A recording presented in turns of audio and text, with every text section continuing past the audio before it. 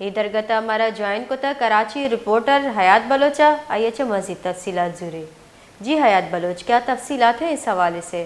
जी बिल्कुल, देखिए AVLC police ने कराची से गाड़ियां छीनकर अंदरून सिंध में फरोख्त करने वाले गिरोह के 4 कारिंदों को गिरफ्तार करके चीनी गई गाड़ियां बरामद कर ली हैं।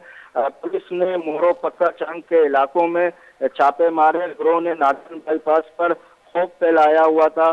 पुलिस ने कराची के साफी अख्तर शाहीन की गाड़ी भी बरामद कर ली, जो कि 17 दिन कबल चीनी गई थी असले के जोर पर। पुलिस मजीद छापेमार कार्रवाई कर रही है। गिरोह से चीनी गई गाड़ियां खरीदने वाला भी शामिल है। जी बहुत बहुत शुक्रिया हयात बलोच हमें तफसीलात से आगाह करने के लिए। कराची दुजी बुतगी गाड़ियानी सिंध अंदरून सिंध बरग और बहा कनगे टूलिया पुलिस दस्तगीर को तक और मजीद छापा हम जन गए।